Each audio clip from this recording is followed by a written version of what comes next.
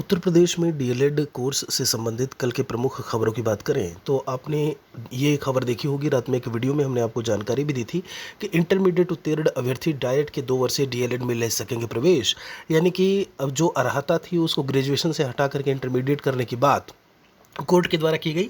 आप यहाँ पर देखेंगे तो ये पूरा का पूरा, जब हम बात करते हैं 9 सितंबर 2024 के शासनादेश का क्लॉज 4 असंवैधानिक करार देते हुए रद्द कर दिया। जब हम बात करते हैं हाई कोर्ट को लेकर के, इलाहाबाद हाई कोर्ट को, और यहाँ पर ये जो रद्द किया गया, जो ये कहा गया कि इंटरमीडिएट इसका आधार जो है वह होना चाहिए।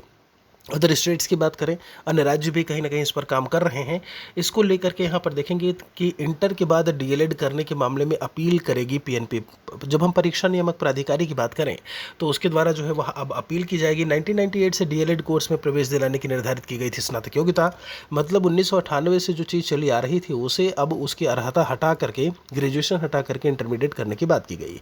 यहाँ पर क्यों ज़रूरी है ऐसे में, जब हम एकेडमिक को लेकर के बात करें जो कि इससे कहीं ना कहीं जुड़ा हुआ है, जो यूपी प्राथमिक शिक्षक भर्ती के सिलेबस के बारे में चर्चा की जाए जो कि इसी से कहीं ना कहीं सीधा जुड़ा हुआ है, तो आपको परिवर्तन ज़रूर देखने को मिल सकता है। आपने भी देखा होगा, जब हम बात करते हैं काफ़ी कुछ स्टूडेंट्स, जैसे एकेडमिक हटने की बात हमेशा होती रही है।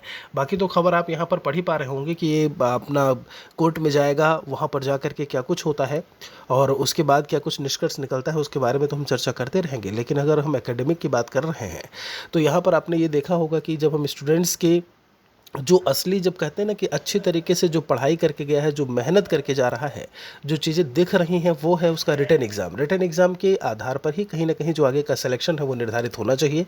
यहाँ पर अगर हम 10th की बात करें, 12th ग्रेजुएशन उनकी बात करें, तो आपने भी देखा होगा कि मार्कशीट्स किस तरीके से जो है वो नंबर को बढ़ा करके या परसेंटेज को बढ़ा करके बन जाती हैं।